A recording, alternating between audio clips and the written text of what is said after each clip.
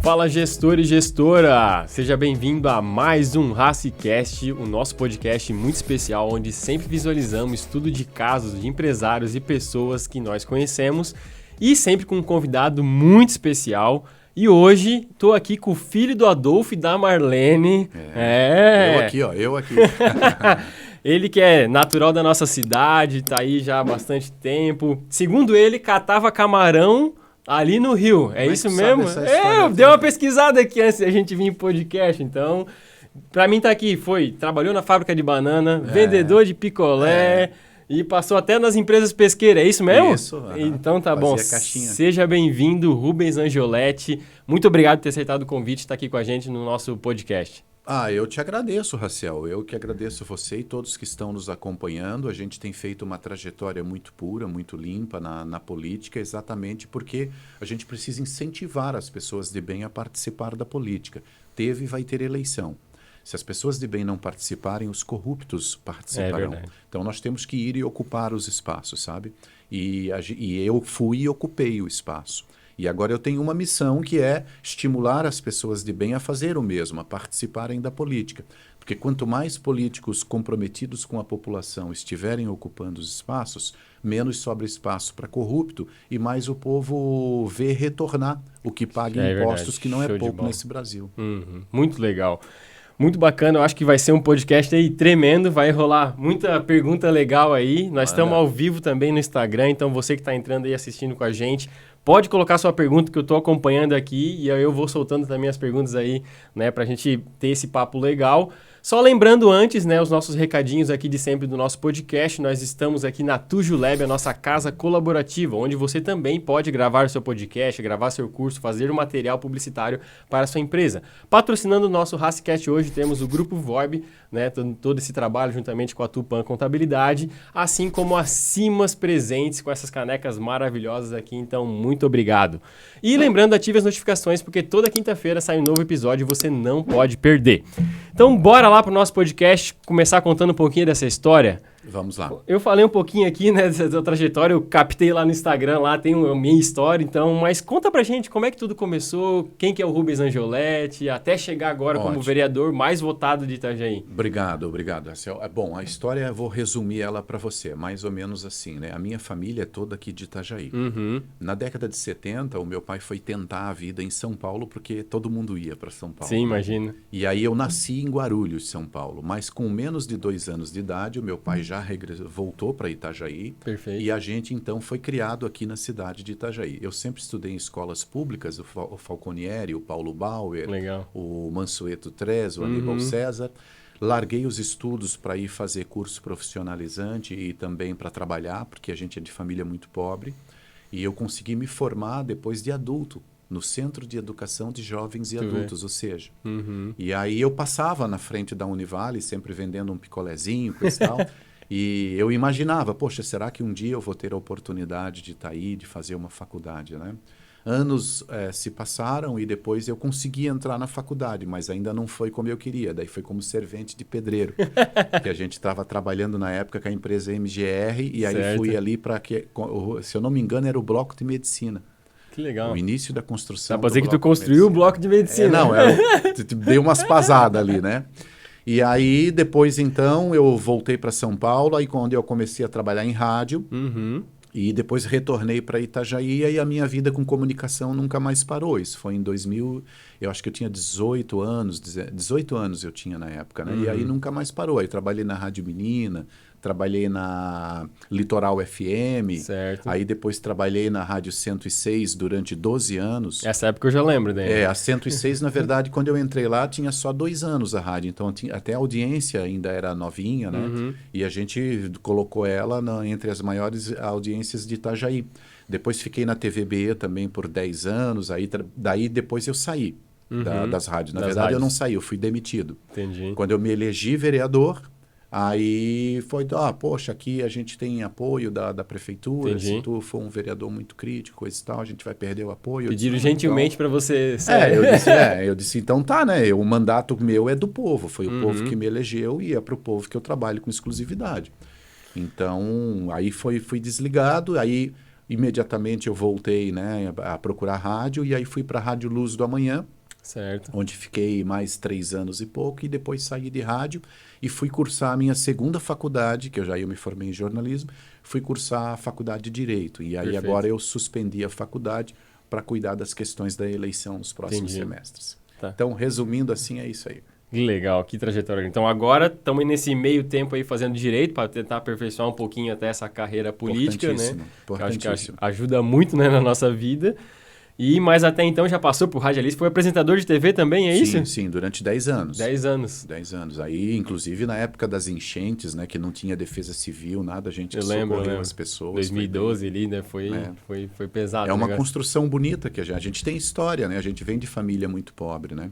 Mas os nossos pais sempre nos ensinaram a respeitar o que é dos outros, pegou emprestado, devolve, acendeu, apaga, ou seja, a disciplina, a ordem nunca faltou. Que legal, que legal.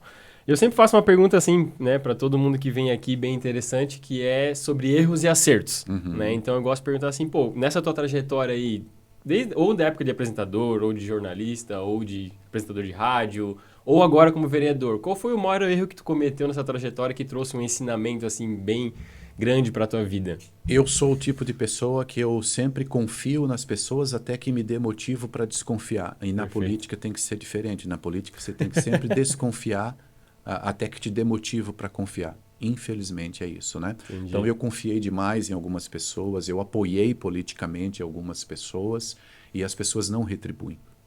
Né? Então você vê, eu abri mão de uma candidatura a prefeito pensando na cidade de Itajaí. Que eleição é matemática, Raciel. Exato. As pessoas em casa, elas só veem a propaganda, a campanha na TV. E na rua, nas caminhadas, coisa e tal, elas não veem o que acontece nos bastidores. Né? Então, uma eleição é matemática. Digamos que Itajaí tenha 100 mil votos. Quem está na prefeitura, independente de ser o prefeito atual ou qualquer outro, ele já arranca na frente com 20%, 25% desses votos. Por quê? Porque ele tem os cargos comissionados, tem as famílias deles, tem as empresas ligadas à prefeitura. Então, ele já arranca. Isso é natural. Se o restante dos votos tiver muitos outros candidatos a dividir, ganha a eleição quem faz mais voto. Então, a chance de quem está no poder se reeleger é muito mais fácil. Claro. E nós sabíamos disso. Nós sabíamos que nós tínhamos que unir forças. Então, o que a gente fez? Fomos retirando as nossas pré-candidaturas para unir uma. E, na época, a gente apoiou um candidato, que foi o candidato Robson, porque o Robson era do PSDB. E a Ana Carolina, quando ela desistiu da candidatura dela, ela fez um gesto e permitiu que esse grupo se unisse em torno de uma candidatura. E ela é a presidente do PSDB, então era justo que o PSDB ficasse na cabeça de chapa. E aí é onde foi o Robson. Não deu certo, o Robson não se elegeu. Depois ele me pediu apoio para deputado estadual e eu dei apoio para ele para deputado estadual. E ainda o pessoal me questionou, pô, mas com a votação histórica que tu fez para vereador, tu é um deputado eleito. Tu não vai? Eu disse, cara, eu não sou movido por ambição ou pelo poder. O meu projeto é cidade de Itajaí. Né? E o povo me pede, não é para ser deputado, o povo me pede outra coisa. Então eu vou atender o que o povo me pede desta vez. E aí então não saí candidato a deputado também. E aí agora a gente está aí, estamos tentando construir com muita dificuldade, porque eu não me junto com qualquer um, né? A gente faz política pura, limpa, então, às vezes eles o Rubens está isolado, está sozinho. Não é verdade, a gente está com o povo, né? O isolado sozinho de algumas pessoas é porque eu quero. Porque eu não quero me unir com qualquer pessoa, né? Que legal. A política limpinha que a gente vem fazendo até aqui, eu não vou deixar manchar, eu não vou sujar. E é o segundo mandato já, né? Primeira vez foi em 2016. A primeira vez foi assim, Raciel. E aí eu falo até para você que é um jovem, né? E para todos que estão nos acompanhando. Teve e vai ter eleição. Se as pessoas de bem, que são maioria na sociedade, não se unirem e não forem lá ocupar os lugares, o corrupto vai. Porque ele compra voto e tem eleitor que vende voto e ele se elege. Infelizmente. Né? E aí quem está com raiva da política vai ficar mais 4 anos ainda pagando. Então as pessoas têm que participar. A primeira eleição foi isso. Eu decidi que eu tinha que ser candidato. E aí eu fui candidato, mas eu falei para as pessoas, eu estou saindo da rádio, 6 meses antes, né, da eleição, eu estou saindo da rádio, eu vou para a candidatura e vou fazer uma campanha pura, limpa como tem que ser, de modo que ganhando ou perdendo eu volto para a rádio para atender todo mundo ao vivo sem filtrar uma ligação. Porque eu nunca filtrei ligação, eu chegava às ligações e eu botava no ar sem ouvir antes. porque a gente não tem medo de nada. Perfeito. Entendeu? E foi isso. Fizemos a campanha pura, limpinha, fui o 4º mais votado na época e voltei para o rádio, ia para atender todo mundo ao vivo, aí depois fui demitido, né? Foi um dos primeiros castigos que eu tive por me declarar um vereador exclusivamente do povo de Itajaí. Né? E depois fiz um mandato limpinho, retinho, ó. Quer ver, você está falando com um vereador, patrão, que nunca faltou uma sessão em 7 anos, que nunca pegou uma diária, que trabalha com seu carro, sua gasolina, seu pedágio, sua alimentação, telefone. O meu salário de vereador vai à metade. Não tem esse negócio de empreiteira, não tem esse negócio de rachadinha. E só uma das minhas fiscalizações recuperou R$1.200.000 para os cofres públicos. Isso representa 12 anos do salário de vereador bruto.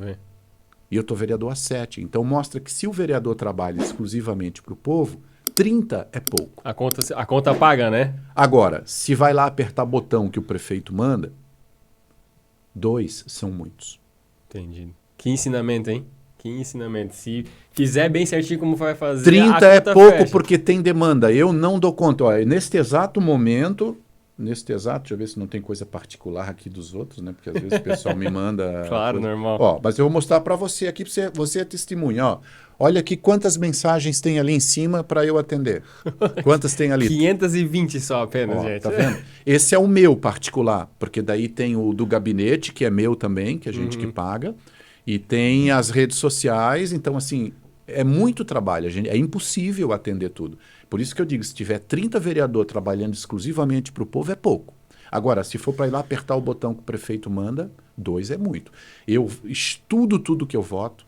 Legal. Na Câmara de Vereadores, passa desde o lençol freático até assuntos da medicina. E a gente não tem como dominar tudo.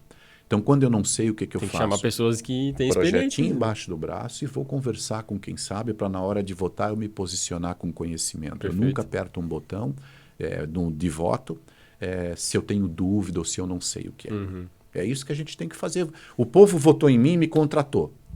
Para quê? Para representar os interesses dele. Esse contrato tem 4 anos. Se eu sair antes para ser candidato, essa é outra coisa importante. Eu não tenho esse negócio de ficar pulando de galho em galho. Chegar, me eleger, já sou vereador, ambição pelo poder, já vou ser deputado, largo de deputado para já ser prefeito. Não.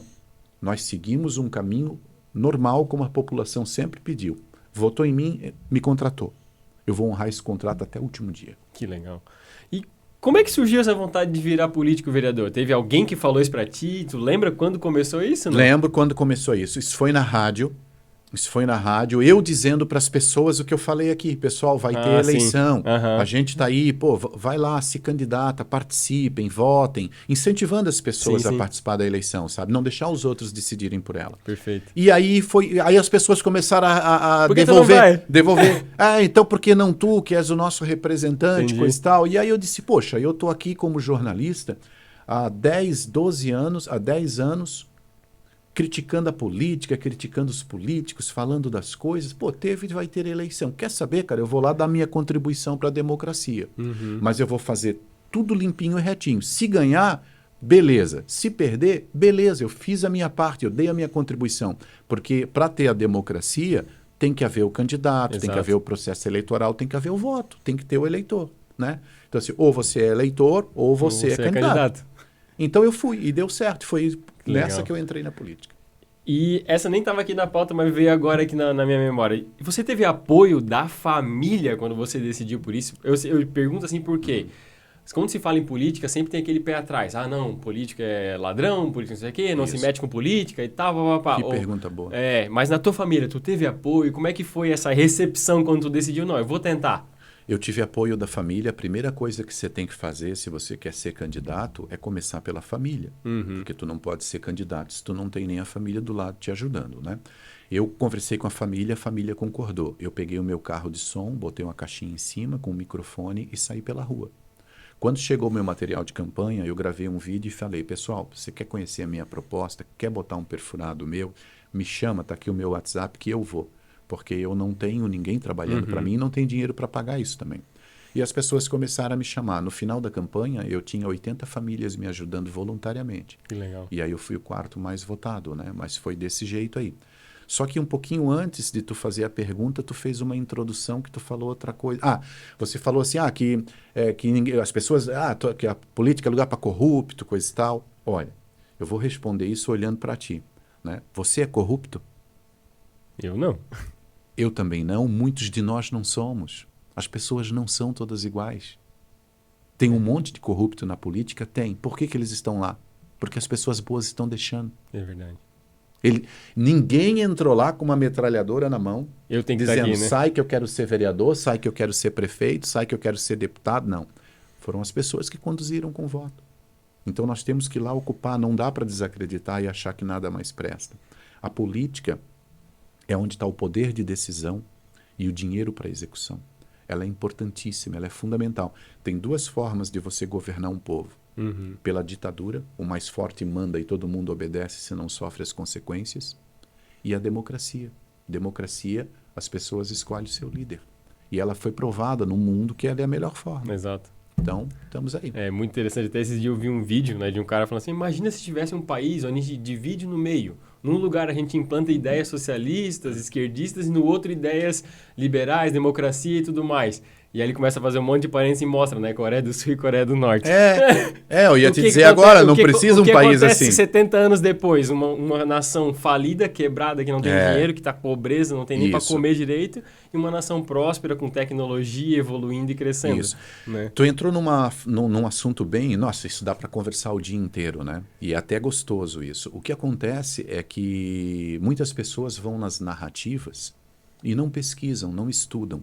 Quem quiser estudar, é fácil de ir nas bibliotecas, pegar os livros e já vai esbarrar com a verdade na sua frente. Quando a gente fala, por exemplo, de direita e esquerda, a gente remete lá em 1789 na Revolução Francesa. Aí você vai ver que as pessoas que queriam uma ruptura, porque o governo da França naquela época, os reis, estava explorando o povo ao extremo. Exato. Então, assim, tinha um pessoal que queria a ruptura daquele sistema na base da força. E tinha outro que queria a ruptura do sistema mais lento. Então, quem queria a coisa mais radical, sentava à esquerda lá no parlamento. E quem queria as coisas mais devagar, sentava-se à direita. Então, ali surgiu direita e esquerda. Só que de lá para cá, as pessoas utilizaram o poder muito em benefício próprio e reverteram, inverteram, detonaram isso. Então, hoje, direita e esquerda não tem mais aquele conceito de Perfeito. lá, né? Aí, depois, nós tivemos ali, em 1917, quando lá na União Soviética, a família imperial foi brutalmente assassinada. E aí, o comunismo lá começou a tomar os demais países, foram invadindo países e implantando a sua ideologia comunista, que é uma ditadura sim, e que se bobear matou até mais do que o nazismo, que foi terrível para a humanidade, porque o que eles faziam? Eles pegavam o exército vermelho e iam invadindo países e torturaram cristãos, defecavam nos cristãos. O lado negro do comunismo, se eu não me engano, é o nome do livro. Que legal. Então tem muita história.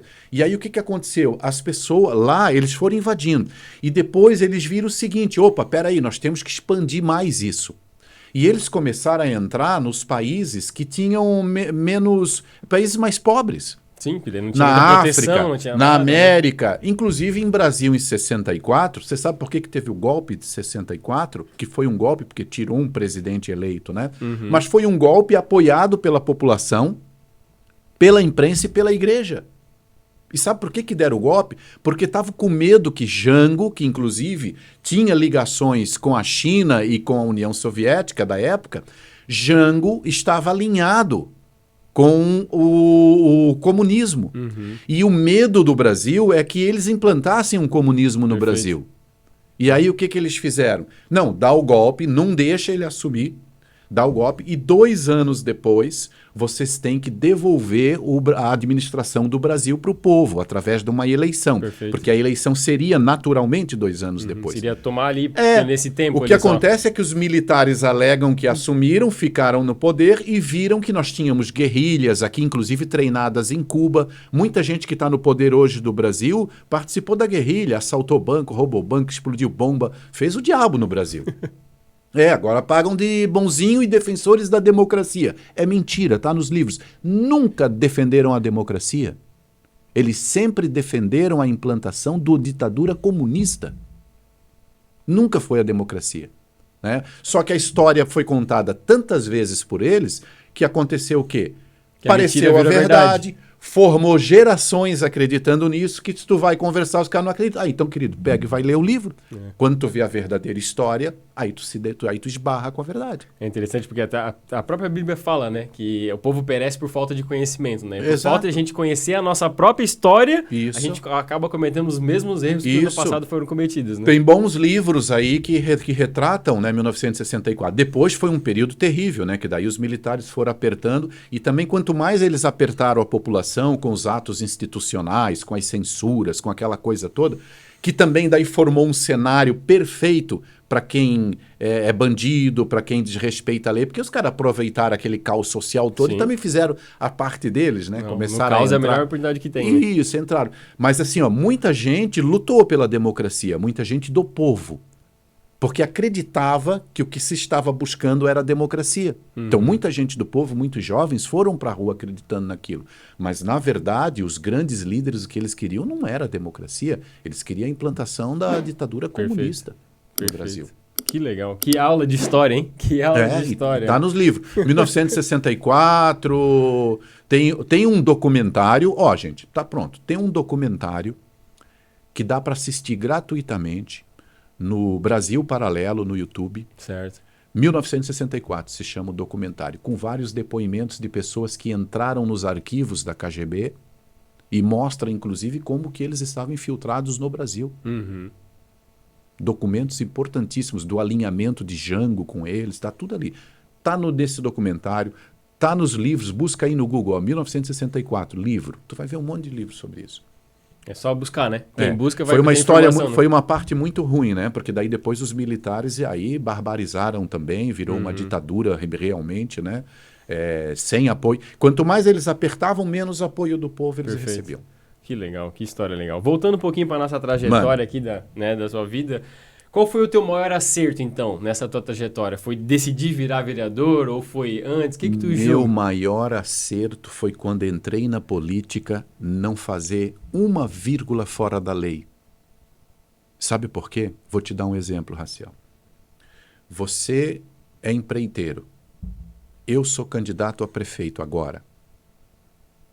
O que acontece? Você chega e diz assim para mim, Rubens, quero te ajudar na eleição. Ah, como, Raciel? Não, eu tenho aqui 300 mil para te ajudar na campanha. Perfeito. E eu aceito. A partir do momento que eu aceitei esse dinheiro, acabou. Eu estou comprometido com você e com todo mundo. Você vai, eu ganho como prefeito. Você vai e ganha uma licitação para fazer uma ponte. Você faz a ponte mal feita. Eu vou lá e digo para você, não Raciel, pode fiscalizar, né? Tem que refazer, tá ruim a ponte. Você vai me dizer, prefeito, cala a boca e vai embora. Se tu me encher o saco, fizer eu gastar mais 1 milhão para reformar essa ponte, eu falo quanto você ganhou por fora. Você vai perder o mandato, prefeito, e vai para a cadeia. Eu, prefeito, faço o quê? Calo a boca e vou embora. E o povo fica com a obra mal feita. Então, o meu maior acerto não foi ter feito uma vírgula até hoje fora da lei no meu mandato. Por isso, eu não devo nada para ninguém, eu não tenho medo de ninguém, eu discuto com todo mundo, com qualquer coisa que quiser, em qualquer momento, em qualquer ambiente. Que legal. Esse ensinamento, né? É um princípio, na verdade, né? É um princípio. Eu não tenho hoje 3 mil reais guardado no banco. Eu sou vereador há 7 anos, eu não tenho 3 mil reais guardado no banco. Eu tenho a mesma casa, eu tenho uma casa, um carro e uma moto. E 2 bicicletas, que é o que eu tinha quando eu entrei na política. Um pouquinho melhores, mas é tudo que eu tenho na vida. Que legal. Aproveitando bicicleta, né? Eu vi aqui que é ciclista, já fez algumas... Até 350 quilômetros, é isso mesmo? Sim, eu fiz. Caminhos da Fé, quero voltar, inclusive, já fiz 2 vezes. O Caminho da Fé é um caminho de peregrinação que tu entras em Águas da Prata, em São Paulo, e ora você tá você vai pela Serra da Mantiqueira ali. Ora você tá em uma cidadezinha de Minas, ora você tá num vilarejozinho de São Paulo, é fantástico. Que legal. Um encontro contigo, com Deus, tu chora, tu ri, imagina, tu medita, é fantástico. Sente cãibra, sente dor. É muito puxado, empurra muito a bicicleta. Sempre que der morro, né? E também tu vai levando a tua roupa, tu vai levando no alforjezinho atrás o que tu consome. Entendi. Mas, cara, só quem faz para saber, né? Quem entra em Águas da Prata e sai em Aparecida, como eu fiz, nunca mais não sai a mesma pessoa. Que legal. E como é que começou essa vontade de andar de bicicleta? Que deu? Que bicho te mordeu? Eu queria praticar atividade física, né? A gente sempre jogou muita bola, mas a bola machuca muito, né? Uhum. E eu queria praticar atividade física. Daí eu disse para a esposa, vou comprar uma prancha para pegar umas ondas. Surf. Não, senhor! Não, senhor! Eu disse, tá, então eu comprei uma bicicleta, daí comecei a pedalar e daí não parei mais. Faz uns 14, 15 anos. Já tem um tempinho já que tá nessa... Tem que ter uma preparação também para isso, né? Aos pouquinhos vai indo, né? Que a bicicleta, ela tem muita técnica nela, né? Nada que tá na bicicleta é por acaso. Certo. A largura do cilindro, a altura do cilindro, a largura do guidão, tudo tem uma regulagem. Porque assim, para resumir essa história, né? Quando você compra uma bicicleta numa loja especializada, eles têm uma espuminha, que é mais ou menos assim, você senta nela, quando você levanta, fica 2 furinhos.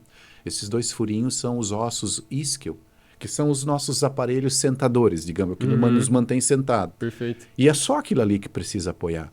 Se o teu cilindro for largo demais, ele vai sovar as tuas pernas, vai te machucar. Se ele for estreito demais, um dos isquios vai apoiar fora, vai ficar te machucando, que vai pegar na bunda, entendeu? E vai te machucar.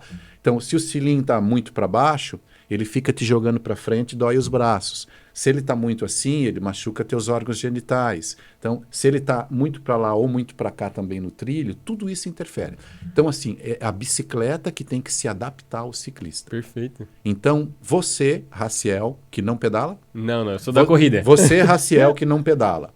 Tu pegas uma bicicleta sem regulagem, vais até a BR-101 e vais te sentir mal.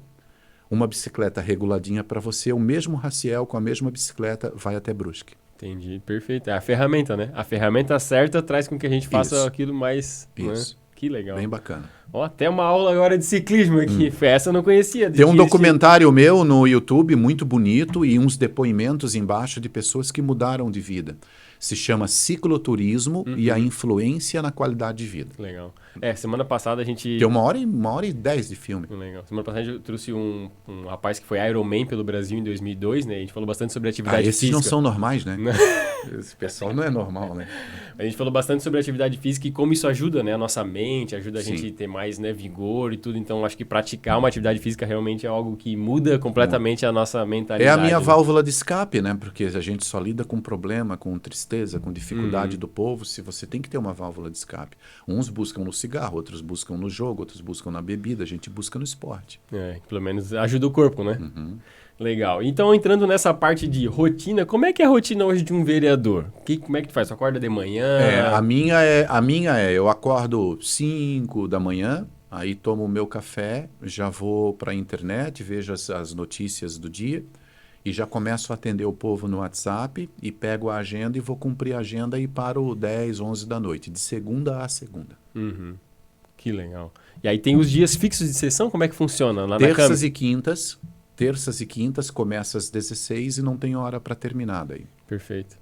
E aí esse tem que estar lá, fora os outros dias, daí é na rua fiscalizando. Eu atendo muito lá também, porque assim, é por isso que eu digo, as pessoas vão lá, às vezes, Rubens, fui lá na Câmara e você não estava. Eu estou atendendo na rua, né? Porque as pessoas me chamam na rua, eu tenho que fiscalizar os contratos. E também tem dia que eu estou lá, porque daí as pessoas marcam o horário. Elas ligam lá e marcam o horário. Aí eu cumpro a agenda lá também. Perfeito, que legal. Aí, por exemplo, o Raciel vai lá. Rubens, tem um problema tal. Beleza, esse teu problema vai desdobrar. Aí eu tenho que marcar com a prefeitura uma agenda para a gente ir lá ver o que está acontecendo. Aí esse às vezes desdobra em outro.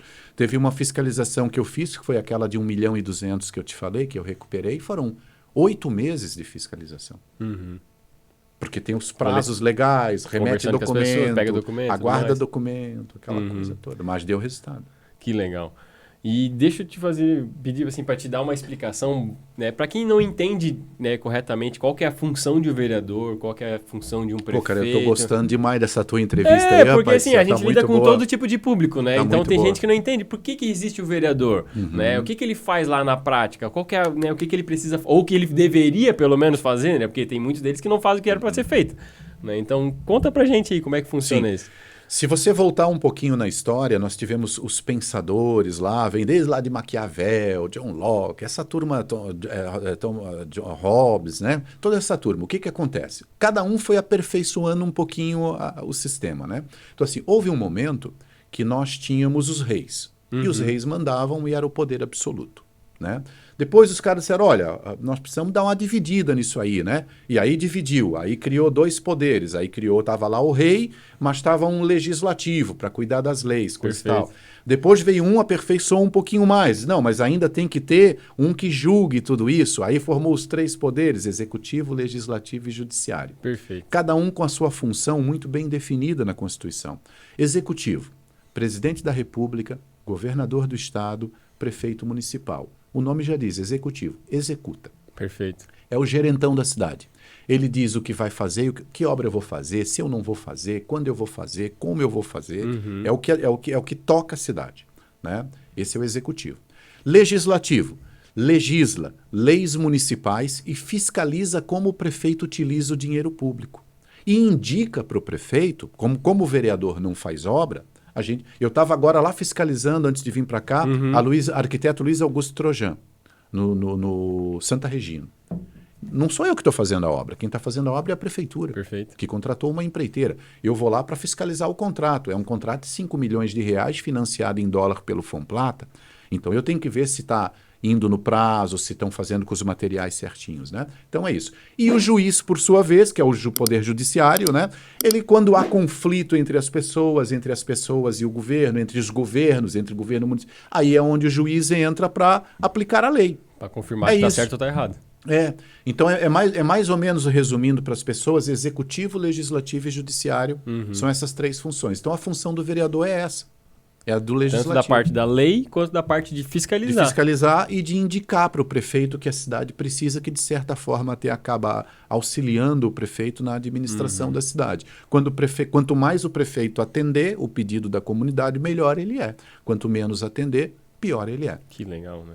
E sempre visualizando pela voz do povo, né? Como se a gente está seguindo o que o povo está querendo, né? Isso. A gente vai convergir as leis vão convergir a execução. Isso. E o judiciário quase nem vai trabalhar, se tudo estiver sendo feito corretamente, né? Mas não é o que na prática acaba acontecendo aqui no nosso país. E a gente vê muito também interferência de um poder no outro, né? E extrapolando a sua função. Nós temos visto aí as questões do judiciário e tudo mais, e realmente tem. E quem fala isso são os próprios membros do judiciário, né?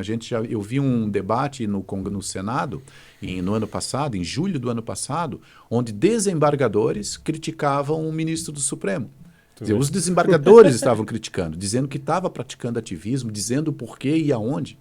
Né? Então, assim, imagina nós aqui embaixo recebendo toda essa carga de informação, o que a gente vai pensar, né? Então, as instituições democráticas são fundamentais, são importantíssimas, só que elas são formadas por pessoas. Exato. E pessoas podem ter corrupto no meio, podem ter desvios. Então, aí é preciso que isso seja ajustado. Eu vi uma frase uma vez que é muito interessante, que a democracia é o pior sistema de governo que existe, se a gente ignorar todos os outros. É aquela velha história, né? Você tem 2 formas de governar. Ou você governa de uma... A democracia, ela é o oposto à guerra. Exatamente. Quando os países... você vê Ucrânia e Rússia. Quando esgotou a conversa, o diálogo, que isso é política. Exato. Quando esgotou a conversa e o diálogo, eles foram para as armas. Exatamente. Né? Então, quando esgota o diálogo, a gente vai para as armas, a gente vai para a agressão. Então, a democracia, a política, é o oposto de tudo isso. A política é bem engraçado, porque assim, lá em 2000, 1500, antes de Cristo, na antiga Grécia, na cidade de Atenas, o mundo vivia um momento em que eram os imperadores, que eram o Egito, né? E tantos, eram formas de governo de imperadores lá. Faraós, né? E aí o que aconteceu? Lá na Grécia, na cidade de Atenas, o povo começou a se reunir na praça pública para discutir as coisas da cidade. Então, por isso que é dito que lá é o berço da democracia, porque começaram lá a discutir as coisas e a legislar. Olha que legal. E de lá é que veio essa ideia, então, né? Então, por isso que na Grécia Antiga é o berço da democracia. Então, assim, é isso, não tem o que fazer. Ou a gente se une, e aí tem até o Cortella costuma dizer, né, que lá na Grécia Antiga, quem cuidava só do seu próprio nariz, do seu próprio umbigo, era chamado de idiotes. E quem cuidava da sua vida e das coisas públicas, que se reunia nas praças para discutir os interesses da sociedade, eram chamados de político. Ao longo dos anos, o político conseguiram inverter isso, transformar de idiotas, né, a população, e eles passaram a ser os corretos. Exato. Então nós precisamos reverter isso. Que legal, que ensinamento bacana. E entrando bastante nessa parte política, né? A gente lida bastante com empresários, com gestores de negócios e a gente tem ficado bastante preocupado com a situação, né, do porto da nossa cidade. É uma coisa que já tem acontecido aí 1 ano praticamente, está nesse limbo aí, nessa rotina. E muita gente me pergunta, assim, o que tu acha que vai acontecer com essa paralisação do porto e tudo mais? Eu falo, olha, já está acontecendo, mas o reflexo que ainda vai acontecer ao longo das famílias que dependem do sustento do porto é muito maior. Você como vereador, como é que está vendo essa situação? O que a gente pode fazer para reverter? Como é que está sendo lidado isso internamente, lá na Câmara, na Prefeitura? Como é que está essa situação do Porto? Eu estou vendo isso apavorado. Apavorado. Na tua fala, tu sintetizou. A situação é muito preocupante. Porque assim, ó, o Porto não é um local de caridade, não é uma instituição de caridade. Exato. É um mercado altamente competitivo e voraz. É um devorando o outro. Nós temos só na região sul do Brasil 5 portos. Exato. Nós temos um concorrente no outro lado do rio. Na mesma margem ali, né? Então, assim, o dono do navio... eu vou resumir para as pessoas que estão nos acompanhando assim. Gente, vai ali na Hercílio Luz, para no meio da Hercílio Luz e olha. Você vai ver um monte de loja, não vai? Imagine que essas lojas são portos. E você é o dono do navio. Você vai na loja que te oferece melhor preço, melhor produto, melhor atendimento, mais agilidade, não é? Exato. O dono do navio também.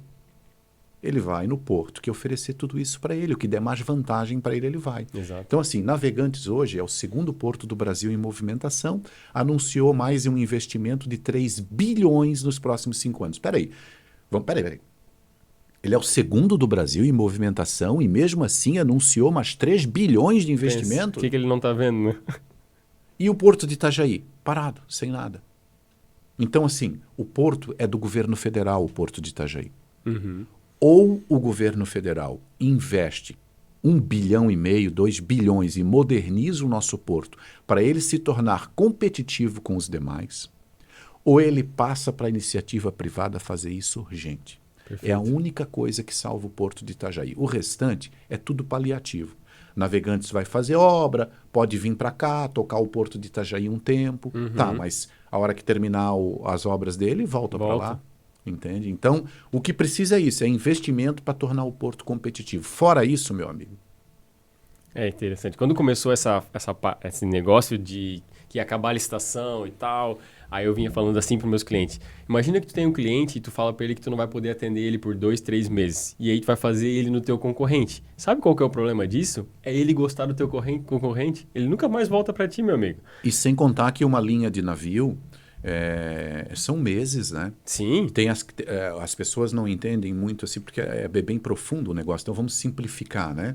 O dono de um navio, por exemplo, os asiáticos lá, o Hyundai lá, um exemplo. O cara, ele sabe quando o navio dele vai sair daqui. Vai chegar ele sabe o dia que vai chegar a carga e o navio em Itajaí. O dia que vai sair de Itajaí e vai para outro porto. Isso é tudo programado. É uma rota, né? Fixa, então, né? são meses. Então, assim, vieram com essa alucinação aí, essa loucura de vamos trazer o Porto de Santos para Itajaí. Que vocês estão doidos, é?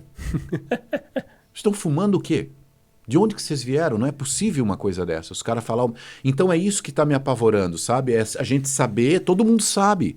Mas os caras entram com politicagem em cima, querendo se promover. Nós temos quase 500 trabalhadores portuários desempregados. Nós temos aí mercados, vendinha de mercado, farmácias, todo mundo já... O borracheiro, todo mundo sentindo. E nós vamos sentir a pancada. Não é agora. Exatamente. É o que eu estou falando. 2024 para 2025.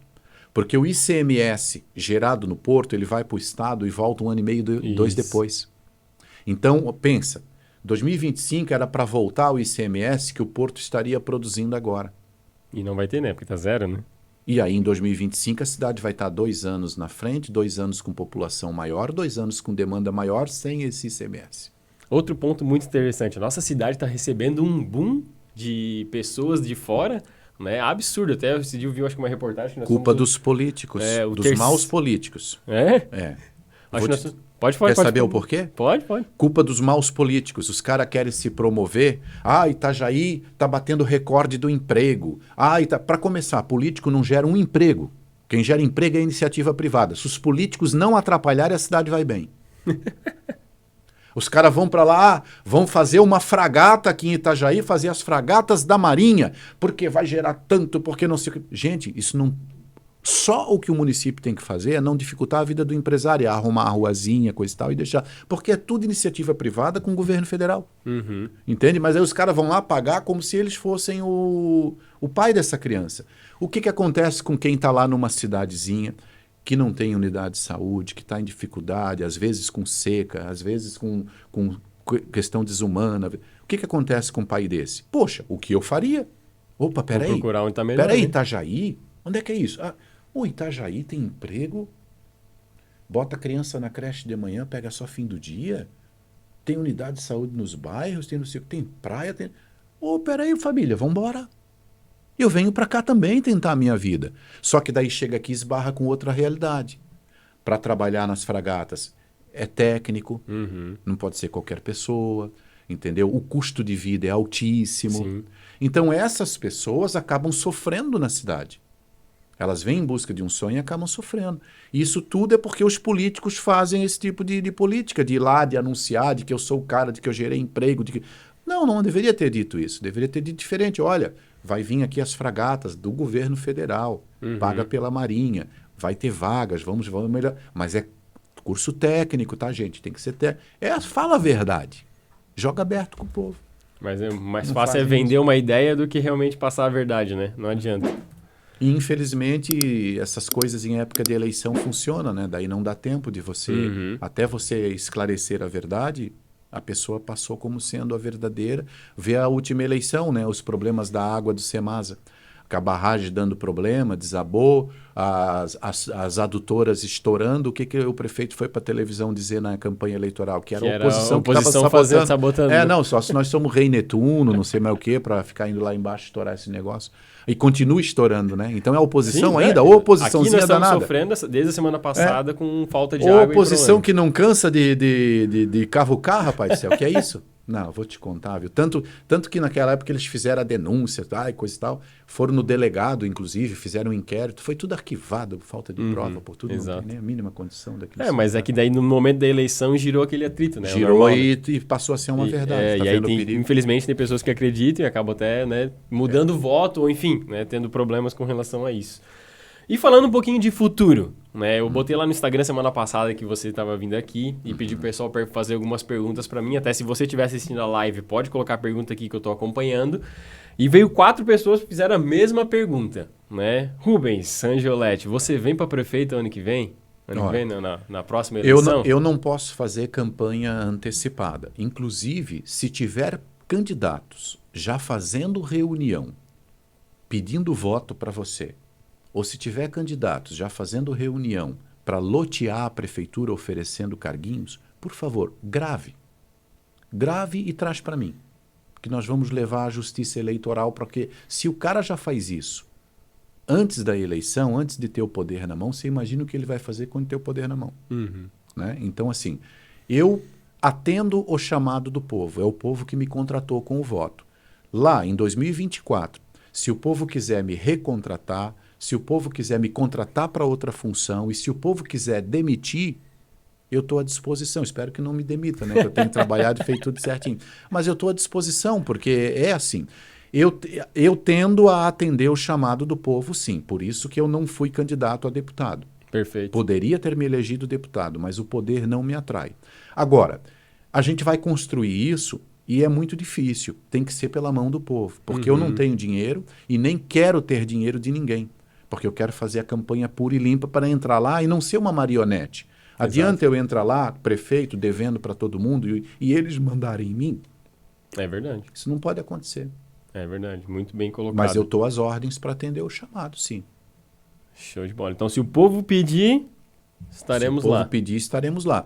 Eu me filiei ao PL, a convite da deputada Ana Campagnolo e do governador Jorginho Melo. E tem outros candidatos a prefeito no PL. Mas o governador me garantiu que aquele que tiver melhor nas pesquisas será o candidato do PL em Itajaí. Então, é por isso que eu digo, é o povo que vai dizer, né? Se o povo quiser o Rubens está aí. Show de bola. Pronto, preparado e às ordens. Uma outra pergunta que não estava aqui, que surgiu para mim, foi o seguinte. Reforma tributária. Você chegou a dar uma estudadinha sobre esse tema, né? A gente, como trabalha com contabilidade, acaba lidando bastante com isso. Sim. E eu tenho visto que algo tem umas manchas negras nessa reforma que vai atrapalhar bastante as prefeituras e governos. Como é que tu tem visto essa reforma que o governo está fazendo? Essa pergunta tua foi legal, porque assim, ó, muita gente fala sobre o governo federal, coisa e tal. Eu confesso para você, não dá tempo de cuidar de tudo. Eu sou um vereador que tem que fiscalizar as coisas da cidade. E como eu já disse, só ali no meu celular tem 500 chamadas. Eu não tenho tempo de mergulhar e estudar profundamente assuntos estaduais, certo. Que isso é dever dos deputados estaduais, assuntos federais, que é dever dos deputados federais. Mas é óbvio que, como cidadão, a gente sempre dá uma olhadinha superficial, né? Então, eu vi que para os estados que são prestadores de serviço, como é o estado de Santa Catarina, é extremamente prejudicial. Exato. Né? Então, eu estou bastante preocupado também. Agora, ela vai passar para o Senado, e aí tem outra curiosidade, né? Lá no Congresso Nacional tem 2 cúpulas, né? Uma virada para baixo e outra aberta, né? Aquilo ali é estratégico, tá? Aquela virada para cima é onde ficam os deputados. E os deputados federais representam a população. E o Senado fica na outra, e a outra é para baixo, que significa que está fechada. Por quê? Porque os senadores defendem os interesses dos estados. Entendido. Eles não defendem o interesse da população. Eu não sabia porque uma era para cima e outra era para baixo. Por isso que uma é para cima e outra para baixo, exato. Ali no Senado não está ali para decidir a vida do cidadão. Ele está defendendo os interesses dos estados que eles representam. E o Congresso é todos eles juntos. Perfeito. Aí é o Congresso. Aí é a união dos dois. Então agora passou na Câmara, né, de deputados e agora vai para o Senado. Aí então o Senado vai ter esse olhar mais técnico para a questão dos estados. O que interessa para os estados, qual estado vai... Os estados que vão se sentir mais prejudicados vão berrar. Exato, com certeza. Então ali ainda pode ser feito modificações. Perfeito. Esperamos que sim. E o que a gente leu é que realmente não é muito vantajoso, né? A centralização do recolhimento, tudo na União. Não, pois é, não. Nós já, em Santa Catarina, já paga, né? Porque nós já mandamos muito mais do que volta, exatamente. Muito mais. Eu não lembro as porcentagens, mas é muito mais. É absurdo o que Santa Catarina contribui com o governo federal e o que volta. Exato. Chega a ser absurdo. E agora, então, o conselho que vai decidir. É isso que tem me deixado bem, assim, com o cabelo branco também. Esse fato de eles estarem aprovando, né, alguma coisa, mas não tem ainda percentual definido, não tem nada. Eu tenho explicado de uma forma bem prática para os empresários. Imagina que eu te faça a seguinte pergunta: quer tomar uma injeção? E aí tu fala, não, quero.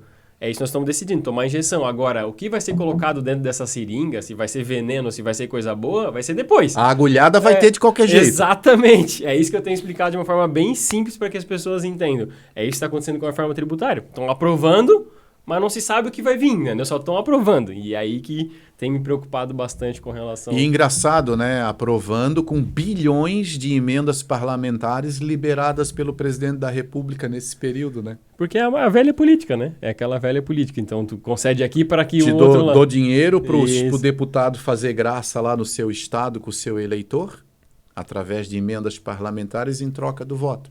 Se isso estiver acontecendo, isso é cumplicidade em vez de harmonia entre os poderes, né? Exato. Que legal.